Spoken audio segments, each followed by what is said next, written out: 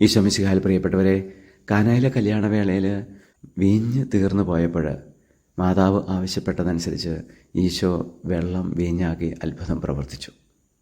അതിനുശേഷം ആ വീഞ്ഞ് അതിഥികൾക്ക് വിളമ്പി.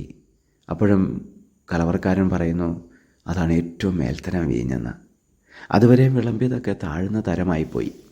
അതേ പ്രിയപ്പെട്ടവരെ, കർത്താവ് നമുക്ക് വേണ്ടി എപ്പോഴും മേൽത്തരം വിഭവങ്ങളാണ്, ആത്മീയ നന്മകളും വരങ്ങളുമാണ് ഒരുക്കി വെച്ചിരിക്കുന്നത്. നാം ഈ ഭൂമിയിൽ ഇതുവരെ നമ്മൾ അനുഭവിച്ചറിഞ്ഞ നന്മകളും വരങ്ങളുമൊക്കെ താഴ്ന്ന തരമാണ്. കർത്താവ് നമുക്ക് വേണ്ടി വീണ്ടും ഒരുക്കി വെച്ചിരിക്കുക. നമ്മൾ അതിന് വേണ്ടി കാത്തിരിക്കണം. അത് നമുക്ക് അനുഭവിക്കാൻ സാധിക്കുന്നത് സ്വർഗത്തിൽ ചെല്ലുമ്പോഴാണ്. കർത്താവ് പറഞ്ഞില്ലേ, നിങ്ങൾക്കായി ഞാൻ സ്ഥലം ഒരുക്കി കാത്തിരിക്കുന്നുവെന്ന്. അവിടെ ആ മേൽത്തരം വിഭവങ്ങളും അവിടെ നിന്ന് ഒരുക്കി വെച്ചിട്ടുണ്ട്. അതിനായി നമുക്ക് കാത്തിരിക്കാം, ആഗ്രഹിക്കാം. ഈ ഭൂമിയിൽ വെച്ച് കുറേയൊക്കെ നമുക്ക് അനുഭവിക്കാൻ പറ്റും, പക്ഷേ താഴ്ന്ന തരമാണെന്ന് മാത്രം.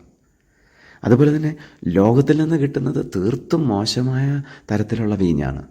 ആത്മീയമായ ലക്ഷ്യം വയ്ക്കുമ്പോൾ ആത്മീയ നന്മകളിലൂടെയാണ് കൂടുതൽ കൂടുതൽ മെച്ചമായത് നമുക്ക് കിട്ടുക. വീണ്ടും മരിച്ച് സ്വർഗത്തിലെത്തുമ്പോഴാണ് ഏറ്റവും മേൽത്തരം നമുക്ക് ലഭിക്കുന്നതും. അതിനായി കർത്താവിൽ ആശ്രയിച്ച് എപ്പോഴും കാത്തിരിക്കാം. ഈശോയെ, ഞങ്ങളെ അങ്ങ് സമൃദ്ധമായിട്ട് അനുഗ്രഹിക്കുമാറാകണമേ, ഇപ്പോഴും എപ്പോഴും എന്നേക്കും. ആമേൻ.